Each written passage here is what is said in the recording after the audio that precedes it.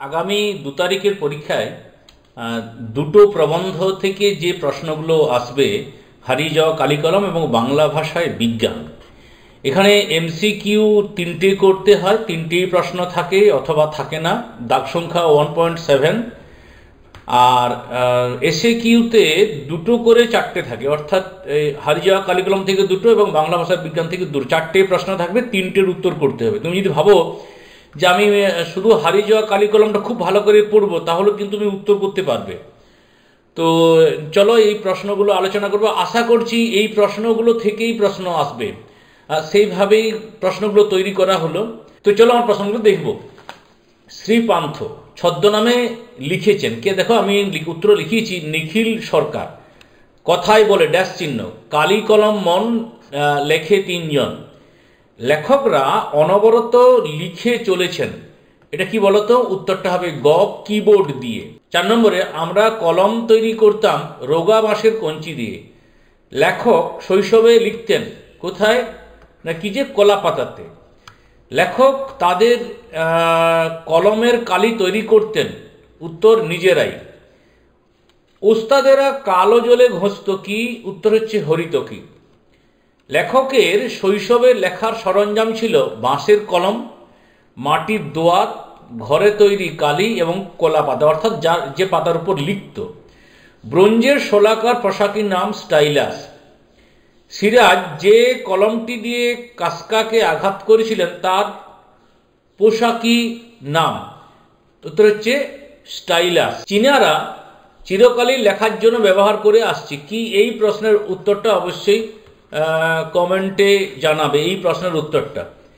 পালকের কলমের ইংরেজি নাম, এটা ছিল উত্তর কুইল। স্কুলের ছেলে মেয়েদের তহবিলে দেখা যায় রকমারি কলম, স্টার চিহ্ন দিয়েছি, খুব ইম্পর্টেন্ট প্রশ্ন। সরস্বতী পুজোর সময় দেখা যায় খাগের কলম। খেয়াল আছে তখন কালির দোয়াতে কি থাকে দেখবে? বলপেনের আরেক নাম ডট পেন। কানে কলম গুঁজে দুনিয়া খোঁজেন কি? না এটা হচ্ছে দার্শনিক। তারপর লেখকের দেখা দারোগা বাবুর কলম গোঁজা ছিল কোথায়? না ঘয়ে পায়ের মোজায়। পণ্ডিতেরা বলেন কলমের দুনিয়ায় যা সত্যিকারের বিপ্লব ঘটায় তা হলো গ, ফাউন্টেন পেন। ফাউন্টেন পেনের আবিষ্কর্তা ওয়াটারম্যান। প্রাবন্ধিকের কাছে মনে হয়েছে ঝর্ণা কলম নামটা দিয়েছে রবীন্দ্রনাথ ঠাকুর। দোকানদারের কাছ থেকে প্রাবন্ধিক কিনেছিলেন জাপানি পাইলট। ফাউন্টেন পেনের নেশা ছিল দুজনের, শরৎচন্দ্র চট্টোপাধ্যায় আর শৈলজানন্দ। শৈলজানন্দই নেশাটা পেয়েছিল শরৎচন্দ্র বাবুর কাছ থেকে। সোনার দোয়াত কলম সংগ্রহে ছিল, কার সংগ্রহে ছিল? না শুভ ঠাকুরের। বিদেশি কাগজে ফাউন্টেন পেনের বিজ্ঞাপনে ছিল 700 রকম নিবের কথা। এই যে তথ্যটা দেওয়া আছে 700 সংখ্যাবাচক, এটা খেয়াল রাখতে হবে। গত কয়েক বছর ধরে টাইপরাইটার ধরেছেন, এটা খেয়াল রাখবে সুভাষচন্দ্র মুখোপাধ্যায়। তোমরা এটা ভুল করছো। পরের প্রশ্নটা দেখো, অনেক ধরে টাইপরাইটারে লিখে গেছেন মাত্র একজন, তিনি হলেন কখনকে? অন্নদাশঙ্কর রায়। এই দুটো প্রশ্ন একটু ভালো করে দেখে নেবে। একটা সুভাষ মুখোপাধ্যায়, এই লাইনটা দুটোই টাইপরাইটারের বিষয় আছে, কিন্তু গত কয়েক বছর ধরে, আর অনেক ধরে এই কয়েকটা বিষয়, ঠিক আছে। এরপরে নিজের হাতের কলমে আঘাতে মৃত্যু হয়েছিল যে লেখকের, তিনি হলেন ত্রৈলোক্যনাথ মুখোপাধ্যায়। এই নামটা মনে খেয়াল রাখবে। 4 খণ্ড রামায়ণ কপি করে একজন লেখক অষ্টাদশ শতকে কত টাকা পেয়েছিলেন? উত্তর হচ্ছে 7 টাকা। লাঠি তোমার দিন ভরে আছে লিখেছিলেন রবীন্দ্রনাথ ঠাকুর, ঠিক আছে। দেবী চৌধুরীর উপন্যাসে এই বিষয়টি রয়েছে। বেশি বয়সে চিত্রশিল্পী হিসাবে বিশ্বময়ে সম্মানিত হয়েছিলেন রবীন্দ্রনাথ ঠাকুর। যারা উস্তাদ কলমবাজ তাদের বলা হতো ক্যালিগ্রাফিস্ট বা লিপি কুশলী। লিপি কুশলীদের কোথায় এবং কেমন সম্মান ছিল? লিপি কুশলীদের হাতের লেখা মুক্তোর মতো ছিল, ফলে বিশ্বময় তাদের খ্যাতি ছিল। মুঘল দরবারে খুব সম্মান ও খুব খ্যাতি ছিল। আমাদের বাংলা মুলুক ও রাজা জমিদাররা তাদের গুণী বলে সম্মান করতেন, তাদের ভরণ পোষণের ব্যবস্থা করতেন। সাধারণ গৃহস্থরা তাদের ডেকে পুঁথি নকল করাত। কঙ্কাবতী এবং ডমরুধর এই দুটি গ্রন্থের লেখক ত্রৈলোক্যনাথ মুখোপাধ্যায়। বাবু কুইল ডাইভার্স বলেছিলেন কে? Lord Curzon. তারপরে শূন্যস্থান, কলমে কায়স্থ চিনি, গোঁফেতে রাজপুত। অক্ষর জ্ঞানহীন লোককে বলে, যেটা গদ্যে আছে, যেটা প্রবন্ধে রয়েছে সেটা হচ্ছে ক অক্ষর গোমাংস, অনেক সময় নিরক্ষর লেখা হয়। কানে কলম গুঁজে রাখা ঘ পণ্ডিত মশাই। তারপর শৈলজানন্দের সংগ্রহে ছিল 2 ডজন মানে 24টি কলম। কাদের কাছে? অস্পৃশ্য পকেটমারদের কাছে। একটি কলমের দাম ধার্য যে কত? 2500 পাউন্ড। না, প্রাবন্ধিক কার কাছে আত্মসমর্পণ করেছে? বল পেনের কাছে। এরপর বাংলা ভাষায় বিজ্ঞান, রাজশেখর বসু। তার ছদ্মনাম কি ছিল? পরশুরাম।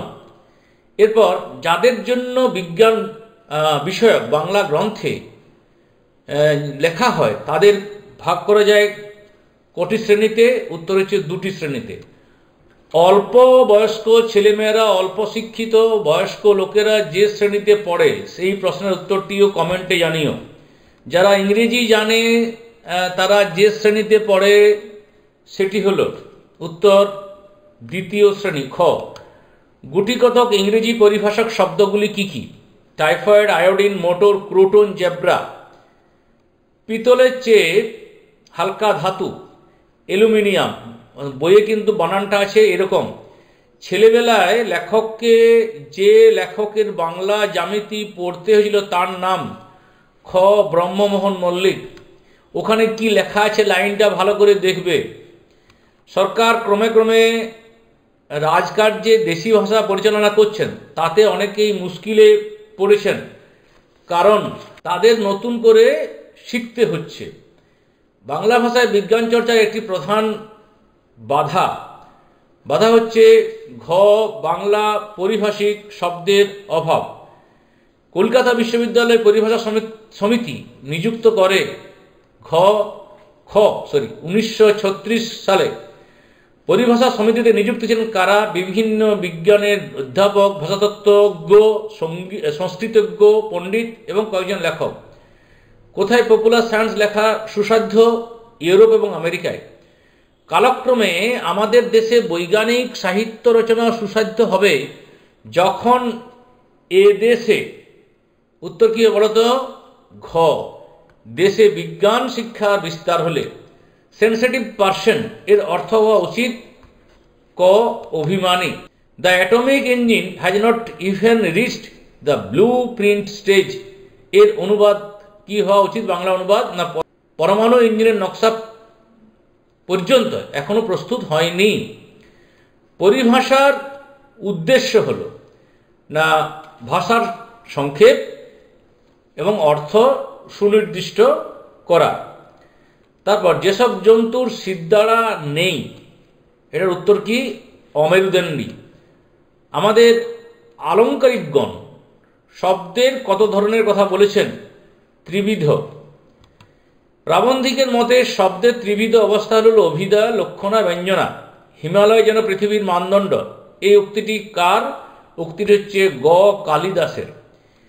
কোন প্রবাদটি প্রমাণ হিসাবে আমাদের সাময়িক পত্রাতিদে পাওয়া যায়? উত্তর হচ্ছে খ অল্পবিদ্যা ভয়ঙ্করী।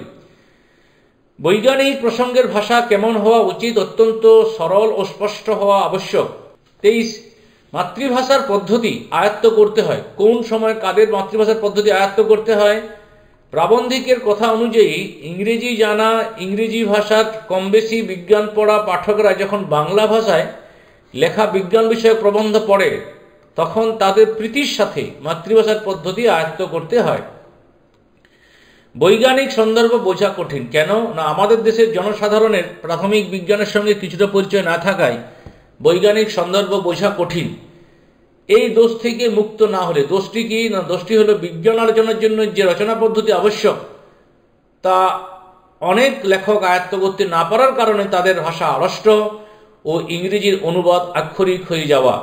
এতে রচনা উৎকট হয়। রচনা কিসে উৎকট হয়? অনেক লেখক তাদের বক্তব্য ইংরেজিতে ভাবেন এবং বক্তব্যের যথাযথ বাংলা অনুবাদ প্রকাশ করার চেষ্টা করেন, এতে রচনা উৎকট হয়। অভিধা কি? না, উত্তর হচ্ছে শব্দ যদি শুধুমাত্র আভিধানিক অর্থ প্রকাশ করে তখন তাকে অভিধা বলে। যেমন দেশ এর অর্থ ভারত ইত্যাদি স্থান। লেখক ইন্টারন্যাশনালের বাংলা প্রতিশব্দ কি ব্যবহার করেছেন? না, সার্বজাতিক। তারপর এই ধারণা পুরোপুরি ঠিক নয়। কোন ধারণা? না, পারিভাষিক শব্দ বাদ দিয়ে বক্তব্য প্রকাশে রচনা সহজ হয়, এই ধারণা পুরোপুরি ঠিক নয়। ক্যান্নোটেশনের বাংলা প্রতিশব্দ অর্থব্যাপ্তি। আলোক তরঙ্গের বদলে কি লিখলে বোঝা সহজ হবে না? আলোর নাচন বা আলোর কাঁপন। অরণ্য রোদন ব্যঞ্জনার অর্থ নিষ্ফল খেদ। বৈজ্ঞানিক রচনা প্রকাশের আগে সম্পাদকের কি করা উচিত? না, সম্পাদকের উচিত অবিখ্যাত লেখকের বৈজ্ঞানিক রচনা প্রকাশের আগে অভিজ্ঞ লোককে দিয়ে যাচাই করে নেওয়া। দারুণ পরীক্ষা হোক, ভীষণ ভীষণ ভীষণ শুভেচ্ছা রইল, মঙ্গলময় তোমাদের, অবশ্যই মঙ্গল করবেন। এই বলে এখানেই শেষ করছি।